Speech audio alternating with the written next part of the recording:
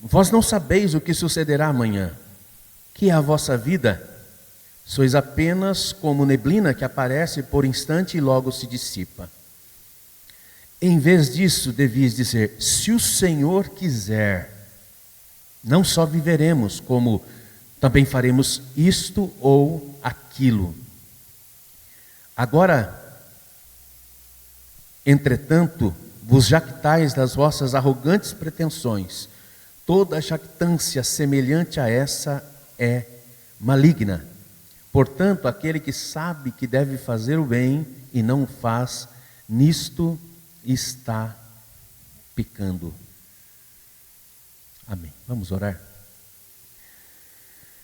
Nós estamos na Tua presença, ó Pai, e quando nós contemplamos a beleza do Senhor, ficamos maravilhados diante da Tua grandeza, glória e santidade.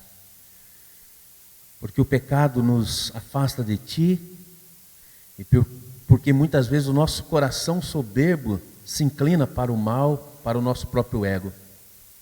Tem misericórdia de nós nesta manhã e envia-nos a Tua palavra, palavra que é viva e eficaz, palavra que é apta para discernir os pensamentos e propósitos do coração humano.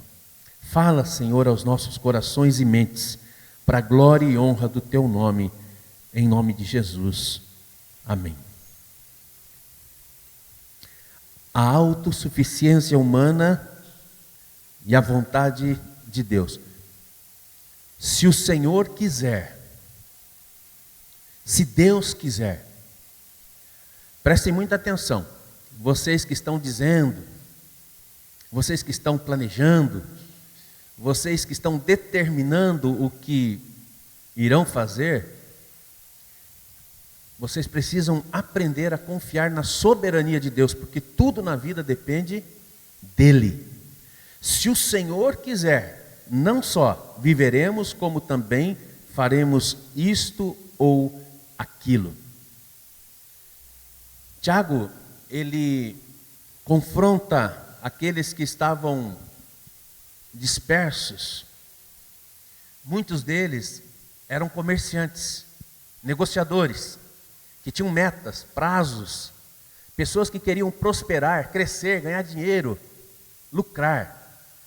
Tudo isso é lícito, não há pecado algum, mas ele se dirige a cristãos autossuficientes, soberbos, arrogantes, cristãos que estavam vivendo alheios à palavra de Deus e à vontade de Deus, sem consultar a vontade de Deus. Eles eram autossuficientes. Então Tiago escreve essa epístola para dizer: olha, vocês que estão dizendo, prestem atenção, vocês que estão falando, fazendo planos. Ora, o que é planejar? Planejar é pensar antes, antever o futuro. Provérbios 16, você conhece de cor e salteado. O coração do homem pode fazer planos, mas a resposta certa dos lábios vem do Senhor.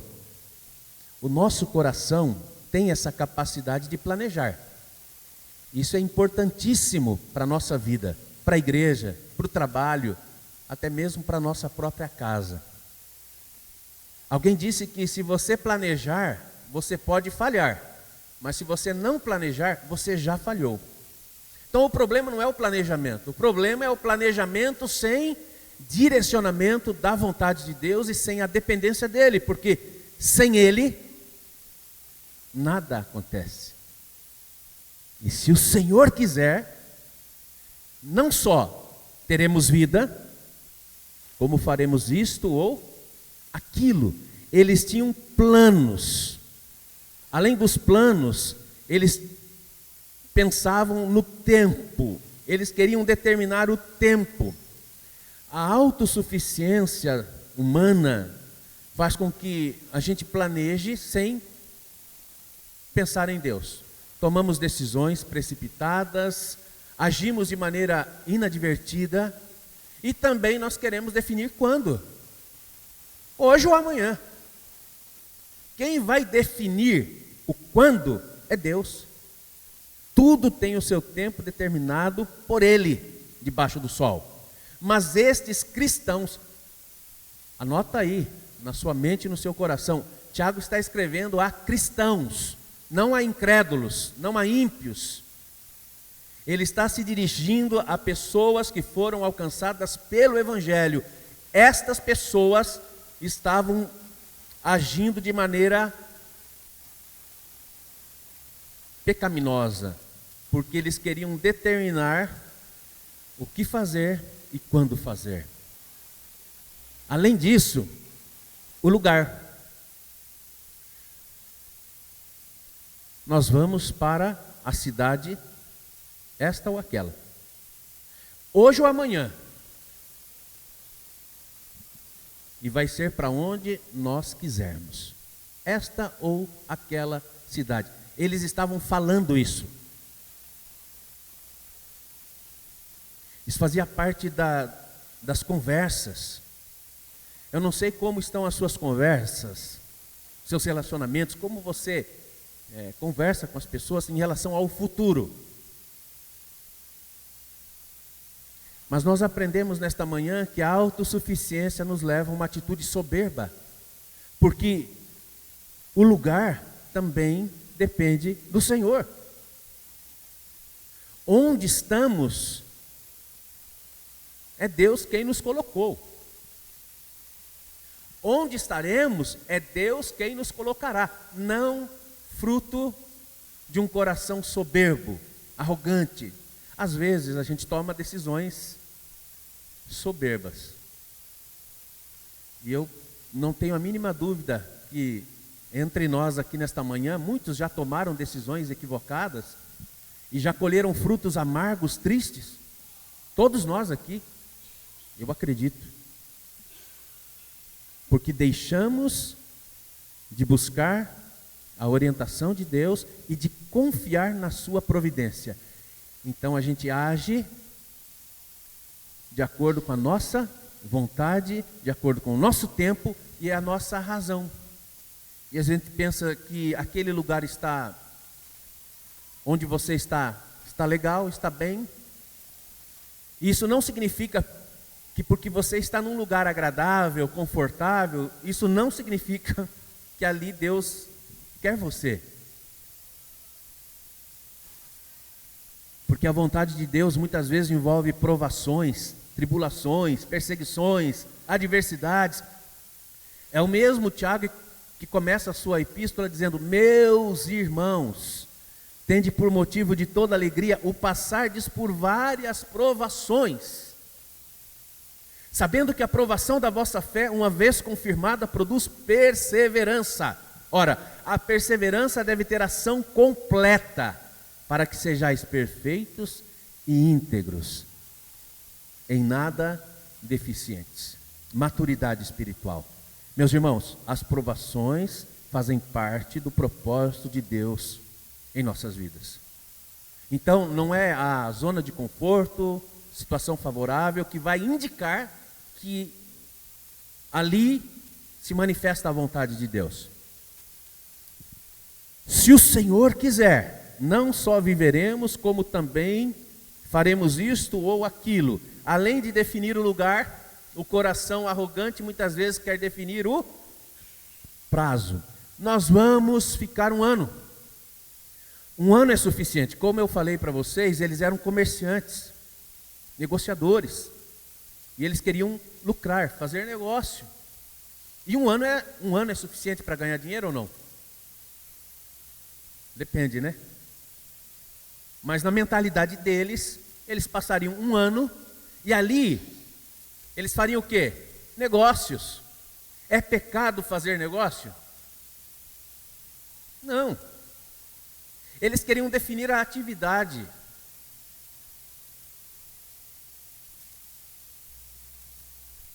E o propósito. E ganharemos dinheiro. O propósito não era o crescimento espiritual e a glória de Deus. O propósito não era viver uma vida agradável a Deus e uma vida transformada à semelhança do caráter de Jesus. O propósito era ganhar dinheiro. E se a sua vida for só para ganhar dinheiro, é pecado. Porque a avareza é idolatria. Amor ao dinheiro é idolatria.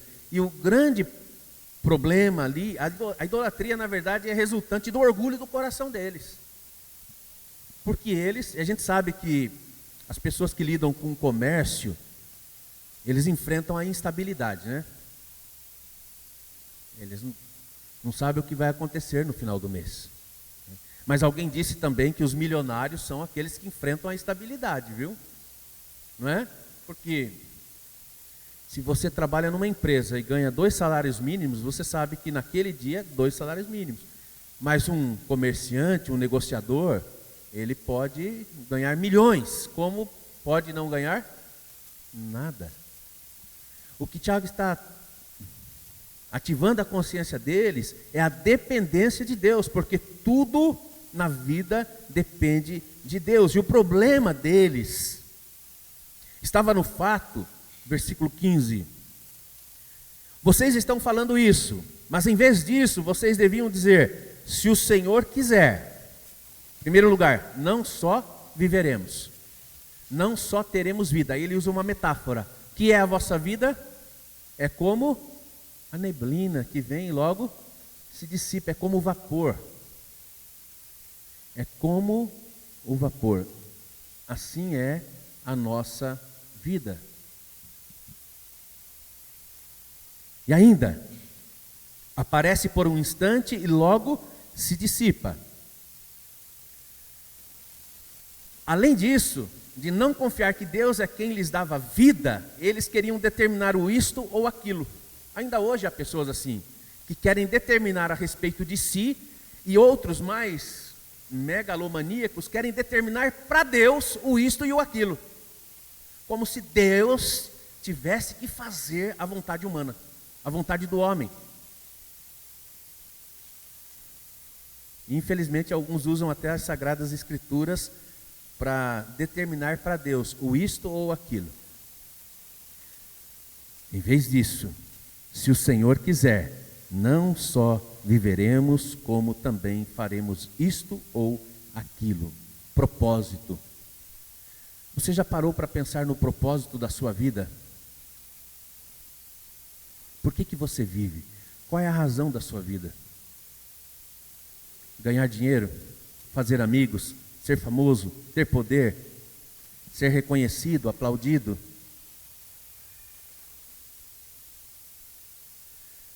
O orgulho, que é o pecado, um dos pecados capitais, produz a idolatria. Estes irmãos aqui estavam colocando na sua atitude comercial e nos lucros a razão de ser da sua existência. Mas a gente precisa trazer para a nossa realidade hoje. O que pode, porventura, ocupar o lugar de Deus em nosso coração ou nos iludir, nos enganar, e a gente confia? Você confia na sua saúde? Confia nos seus recursos materiais? Confia no seu trabalho? Na sua força? Na sua capacidade de fazer? No seu potencial? Isso pode ser orgulho. Não estou dizendo aqui que você não pode confiar em você e acreditar em você.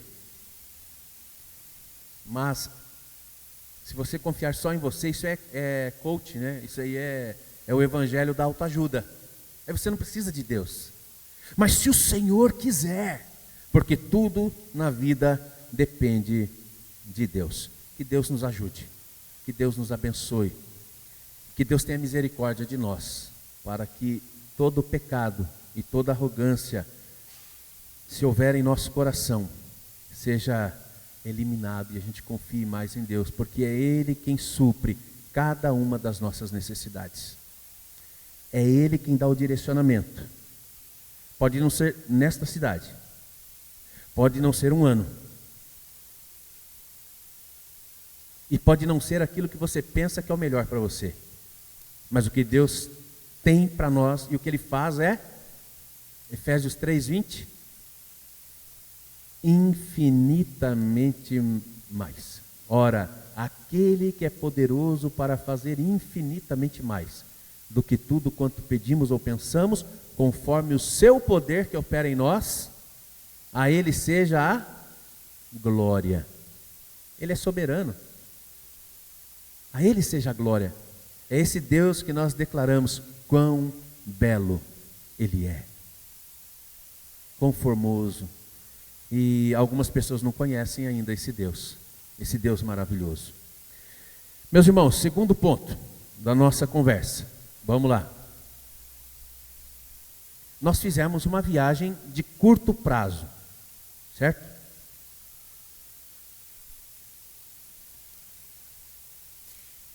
Essa viagem de curto prazo, ela é direcionada e promovida pela APMT. Ontem nós falamos um pouco mais sobre a APMT. Eu preciso repetir aqui, falei ontem, eu não estou falando em nome da APMT, estou falando, apresentando a APMT, que é uma autarquia da igreja, uma agência missionária, que promove essas viagens de curto prazo. E qual é o propósito dessa viagem? Eu destaco 3 ali. Proporcionar uma vivência missionária transcultural e engajar a igreja local. Na nossa equipe missionária tinha membros de várias igrejas. Pastores, somente 3, assim, que participaram, né, da equipe, além dos que estavam lá. Mas também nós tivemos 5 ou 6 irmãs, membros da Igreja Assembleia de Deus, do Brasil aí, uma de Tocantins, Rio de Janeiro, Paraná, enfim.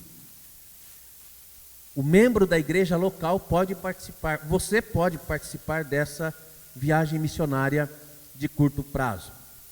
A PMT, ela entra com o desafio e o convite.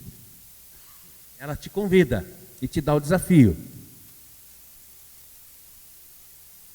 Que bom, né? Você está sendo desafiado e o convite. Mas a passagem, a alimentação, a hospedagem, isso é por conta da pessoa. É por conta de quem vai.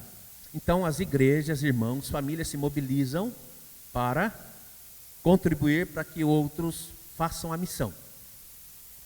Além disso, a APMT, via viagem de curto prazo, ela promove a cooperação ao trabalho desenvolvido no campo. Tudo isso a gente fez. E integrar e apoiar as famílias missionárias. A APMT, só para sintetizar. Agência Presbiteriana de Missões Transculturais. Ela tem a missão de conscientizar, mobilizar, treinar e enviar cristãos comprometidos com o Senhor para a propagação da fé reformada em campos transculturais, dentro e fora do Brasil, respeitando as peculiaridades culturais de cada povo ou etnia. Então, um resumo simples da missão da APMT. Nós não fomos sozinhos. Nós fomos sob a orientação da agência presbiteriana. E fomos para onde? Fomos para o Uruguai. Sinceramente falando para vocês, quando surgiu a oportunidade da viagem, eu nem pensei no Uruguai. Como é a vida lá, custo de vida, cultura, nada. Eu fui pesquisar depois que eu já tinha feito a inscrição. Aí não tinha como voltar. Mas não me arrependo não, nós não nos arrependemos. Digo isso por quê? Porque é um país muito caro para nós brasileiros. Eu disse, por que não a Venezuela, a Argentina ou outros países, né, da América do Sul, mas vão também, tá? Para esses países. O Uruguai, eu até mandei esse encarte para algumas pessoas. Aqui tem algumas informações importantes sobre o país. Tá?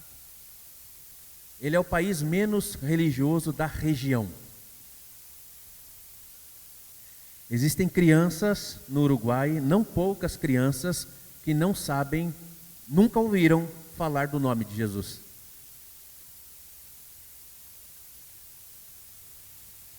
Mas o que quer dizer o país menos religioso? porque é um país irreligioso. Lá pelos idos de 1900 e pouco, foi decretado no país não celebrar mais a Navidad, o Natal, porque é cristão. Páscoa não se proclama. Cruzes, né, nos prédios públicos, não existe mais. Eu não estou dizendo que isso de tudo é certo ou errado. Estou tratando a respeito da tentativa de eliminar Deus da sociedade, a cultura religiosa. Nós estamos falando de religiosidade aqui. Só que essa é uma mentira, porque você fala, eu não sou religioso. Mas o irreligioso, ele é um religioso. Ele pode não crer em Deus, mas ele crê em algo. O segundo país menos evangelizado, para não dizer o primeiro também. A presença evangélica lá é diminuta, 5,6% no país. 5,6%. E esse percentual, a sua maioria é de igrejas neopentecostais. Também pudera as igrejas presbiterianas, batistas, outras mais históricas, chegaram quando lá? Há 20 anos? 15? 30? E a gente sabe que esse pessoal, quando chega chegando. E cresceu. Neste país, o aborto é legalizado. Altíssimo índice de suicídio. O que esperar de uma sociedade irreligiosa, ateia, secularizada, sem propósito? Lembra dos mercadores que o propósito deles é o dinheiro? Se eles perdem o dinheiro, eles perdem o sentido da vida. Então muitos se matam quando perdem o dinheiro. Muitos se matam também quando percebem que não tem um propósito para viver. O suicídio anômico, anomia, tem a ver com propósito. Então a gente precisa entender que nós fomos criados por Deus, para a glória de Deus, para glorificar o nome de Deus, e independe das circunstâncias. E a nossa vida não está aqui e agora. Não é hoje ou amanhã, mas a eternidade com Cristo Jesus. Então pode ser que a gente não tenha tudo que a gente queira, mas nós temos Deus, que é a razão da nossa vida.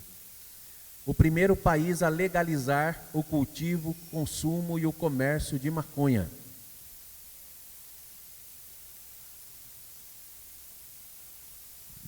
Vamos tomar um suco, um café? Naquela lanchonete, vamos. Você está sentado ali, está fumando a maconha ali, o outro está ali, o outro está normal. Normal.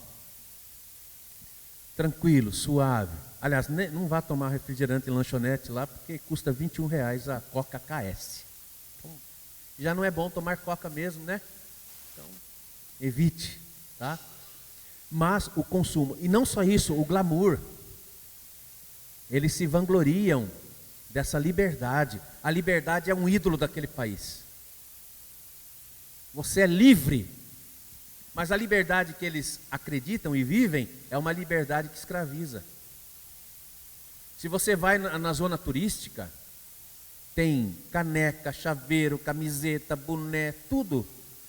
Eu amo o Uruguai com a coisa da maconha, assim, o logo da maconha. Isso é normal, isso é glorificado, o ato é promovido. Uma sociedade altamente progressista. Ora, se nós temos uma sociedade secularizada, que está tentando eliminar Deus da sua cultura de vida, ela, sem dúvida, vai ser progressista nos seus valores, na sua cultura de vida. Mercedes, a cidade que a gente fez, a missão, eu disse que eu não havia estudado sobre o Uruguai. Depois eu estudei, né? Depois de me inscrever lá e tal. Eu falei até com o pastor Gilberto lá. O senhor sabia que Mercedes foi a primeira cidade uruguaia, logo também da região, que realizou o primeiro casamento homoafetivo? 2 homens se casaram. Foi a primeira. Então, essa é a cultura. Mas não é uma cultura que apenas legaliza, é uma cultura que aplaude, que promove. O custo de vida é o último, lá eu já falei, né? Mais alto da América do Sul. Primeiro dia que a gente chegou lá, estávamos na igreja de Mercedes, eu peguei uma laranja. Chupei uma laranja. Na igreja lá. Que laranja deliciosa. Eu nunca tinha chupado uma laranja daquela. E elogiei. Aí o pastor, outro que estava lá, virou para mim e falou assim, eu tentando elogiar, né, os irmãos uruguaios ali, ainda bem que deu tempo. Ele falou, André, essa laranja é brasileira. Eu falei, o quê? É brasileira. A gente fica lá com o que tem lá. E exporta o melhor. Não, agora a carne de lá é melhor, tá, meus irmãos? Talvez seja por isso que eu estou há uns 5 dias aí com mal-estar, né? Estou conseguindo nem almoçar o almoço da dona Circe. Sabe que é um suplício, né? Só no chazinho, chat. Também haja parrichada, né? Carne, meu Deus do céu. Que delícia, viu? Mas não coma muito, que faz mal, tá bom? Voltemos para o Uruguai. Com uma população de 3 milhões, é um pouco mais, o Uruguai se destaca como o país com a melhor qualidade de vida da América Latina. Taxa de analfabetismo quase zero e ampla liberdade de direitos. Ampla liberdade de direitos. Naquele país, liberdade é um ídolo, é um Deus para eles. Você é livre, você tem a sua verdade, eu tenho a minha. Respeite a minha, eu respeito a sua. Montevidéu, sua capital, ampla liberdade de direitos. Montevidéu, sua capital, abriga cerca de 1,4 milhões de pessoas e algumas das cidades, outras importantes, cidades de Salto, Ciudad de la Costa, Paysandú e Las Piedras. Estima-se que mais da metade da população está concentrada na região metropolitana. Língua, espanhol com sotaque similar da Argentina. Da família linguística latina, tronco indo-europeu. Há um pouquinho de distinção entre o espanhol falado em Mercedes com o espanhol falado em Montevidéu, que é a capital. Um exemplo, em Mercedes eles falam como a gente aqui em Itapeva, entendeu? Em Montevidéu, a capital, eles já falam algumas outras coisas lá e tal. Só para vocês entenderem. Então a gente se deu muito bem em Mercedes, tá? Eles falam como a gente, então tranquilo. Muito bem. Esse material que eu estou apresentando, aqueles slides que tem aqueles ícones, eu havia preparado. Mas daqui para frente é o material oficial da APMT. Estado laico com religiosidade, liberdade religiosa, sendo que o catolicismo, a religião majoritária, com 47,1% da população, porém de maioria nominal. Sabe o que tem na cidade de Mercedes? Prédios abandonados. Muitos. Pensa numa cidade linda, maravilhosa, mas os prédios na região central, além de antigos, abandonados. E a gente, indo da igreja onde nós estávamos para onde estávamos dormindo, a gente passava na frente de um templo católico, de uma igreja católica, linda, linda, maravilhosa. Eu tirei até foto. Só que os matos cobriam a igreja. Ela estava fechada, abandonada. Eu falei para o pastor, né? Falei, olha, bem que eles poderiam ceder para o trabalho evangélico aqui, né? Porque é um templo lindo.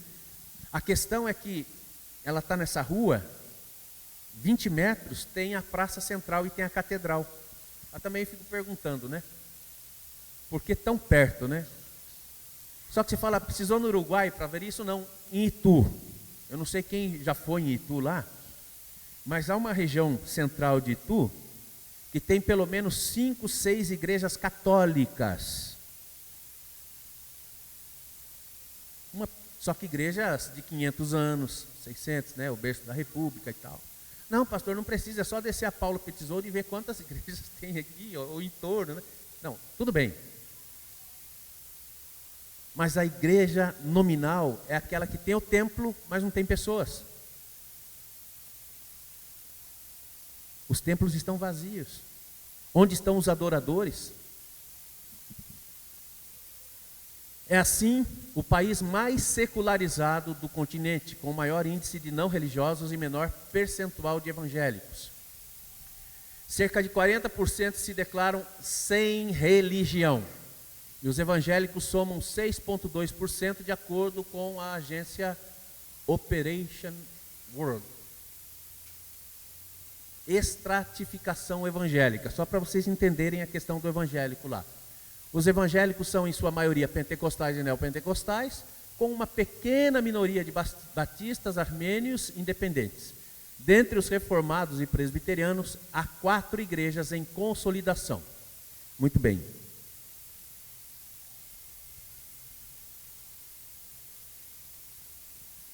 A primeira igreja presbiteriana do Uruguai, que é em Montevideo, essa é uma igreja formada. Igreja Campo da PMT.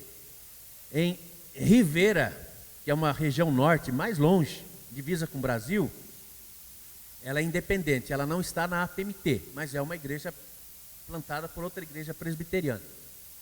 A igreja presbiteriana do Uruguai em Mercedes, que é uma congregação, ali está sendo chamada de igreja, mas ela não é uma igreja organizada. E também lá há a igreja presbiteriana Salvos por Gracia, que é de uma missão americana. Então tem uma igreja reformada americana também lá no país. Presença missionária reformada, sinais da graça. Esse aqui eu vou pular rapidinho. Aqui, muito bem. A APMT no Uruguai. Na foto de cima, você está vendo o pastor Maurício Rolim e a Sandra, que são pastores, plantadores da igreja no Uruguai. A APMT atua no país desde 2009 através deles, na cidade de Montevideo. 2009. Pensar que até 2009 não havia trabalho presbiteriano. O pastor e a Sandra e filhos, eles eram missionários lá em Guiné-Bissau, Conakry. Saíram de lá e foram para o Uruguai. Desde 2009 estão lá. Em 2015, abriu uma congregação na cidade de Mercedes, 2015, onde fomos, que é capital do departamento Soriano, o estado de Soriano. Mercedes é a capital e está a 280 quilômetros da capital. Ou seja, nós chegamos em Montevideo e fomos de ônibus até Mercedes. E o caminho é assim, 280 quilômetros, o trabalho missionário lá. O reverendo Gilberto e a Sônia, eles são um casal missionário que cuidam da igreja em Mercedes, desde 2021. Essas duas outras famílias, o reverendo Salomão e Luciana Tavares, chegaram em 2022 para Ciudad de la Costa. Onde fica Ciudad de la Costa? Você chega em Montevideo, como se você chegar em São Paulo, tem Guarulhos. É uma região metropolitana. Membros da igreja de Montevideo moram naquela região. O pastor, então, e a igreja estavam orando para que Deus levantasse pastores que fossem para o Uruguai para cuidar daquele povo lá. Que atitude corajosa, né? Chegar na sua igreja e falar assim: olha, vocês 20 membros, se não me falha a memória, a igreja presbiteriana Filadélfia nasceu assim, não foi? O pastor à época não falou: mora aqui, não sei quem mora na região, vocês vão frequentar lá agora, lá. Não foi isso? Não era o pastor Cícero? Mais ou menos. Cadê? Quem se lembra aí? O Celso lembra. O pastor abriu mão dos membros da igreja. Mercedes, ele ia toda semana pratos pastorais e culto, estudo bíblico e discipulado. Esses 280 quilômetros. Até que Deus levantou uma família, o pastor Gilberto e a Sônia, para irem. Agora um outro grupo está na Ciudad de la Costa. Reverendo Marcos Paulo e Cristina, eles estão visando também o plantio de novas igrejas. Se não me falha a dúvida, eles já, aqui está dizendo que eles chegarão em 2024, mas não chegaram ainda, estão chegando, tá? Em 2009 foi criado também o CETRO, Seminário Teológico Reformado do Uruguai. É um seminário online, que tem professores de várias regiões do mundo, que o pastor Maurício Rolim administra. Funciona ainda em sistema online. Um testemunho rápido. A igreja presbiteriana de Montevidéu, ela é desse tamanho aqui da frente, aqui. Aqui, ó. Estou falando retangular, tá? É assim, não é? A de Mercedes é aqui, menor. Aí o pastor Francisco, que trabalha com a gente lá em Tu, falou assim: olha, você falou que ia pregar na igreja de Montevidéu, eu fui ver lá e imaginava uma igreja gigante, enorme, não sei o que e tal. É uma igreja pequena, né? Aí eu falei para ele o que eu ouvi do pastor lá de Montevidéu: bem-vindo ao Uruguai. Mas o testemunho, sabe qual é? Que a dona daquele prédio faleceu, sem herdeiros. E o advogado dela procurou o pastor e disse a ele: faz um pedido de uso capião. E a igreja pagou todas as dívidas, impostos, e agora o prédio pertence à igreja. Lembrando que o aluguel, caríssimo, muito caro. Deus abençoe. Agora eles estão com um projeto, a gente vai ver mais para frente, né, para terminar aqui. Eles de ampliar o templo, estabelecer dormitórios e o seminário, porque é um terreno grande. A igreja é pequena, em cima tem os quartos onde a gente ficou. E eles querem ampliar até 2033. Você fala assim: nossa, 2033, só lá, falta fé. Não, eles trabalham pela fé de acordo com os recursos. A hora que liberar o projeto arquitetônico, eles vão começar uma campanha para a construção disso tudo. Mas isso não foi liberado ainda. Alvos da PMT 2023-2033. Iniciar o plantio de novas igrejas em pelo menos 6 outras cidades do país. Ciudad de la Costa, está o reverendo Salomão. Colônia del Sacramento, uma outra região. Las Piedras, Maldonado, Minas e San José de Mayo. São 6 cidades que fazem parte de uma região que eles entendem que, estabelecendo igrejas ali, a igreja pode se fortalecer para subir para o norte. E eles estão orando pelo plantio de novas igrejas. Itapeva tem 7 igrejas.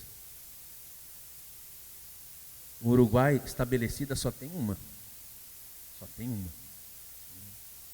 Eu não estou dizendo que é errado ter 7 igrejas de Itapeva, tá?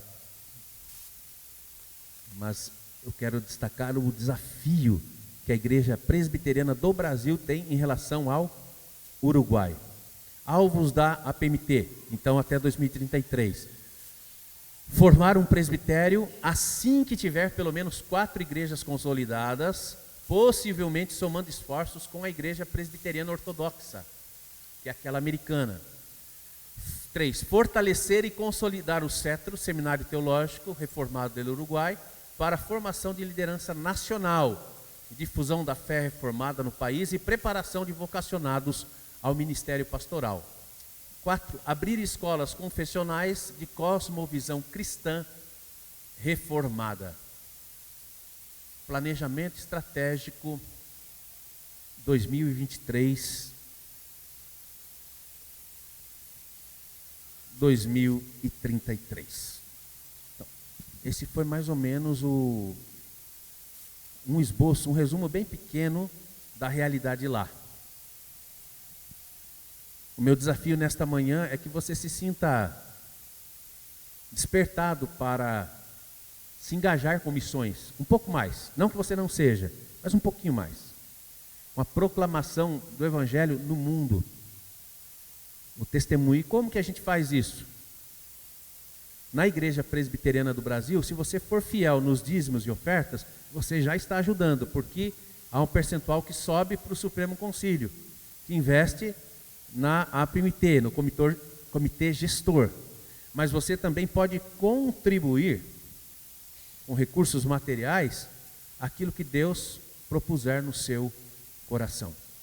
Basta uma mirada de fé, um olhar de fé.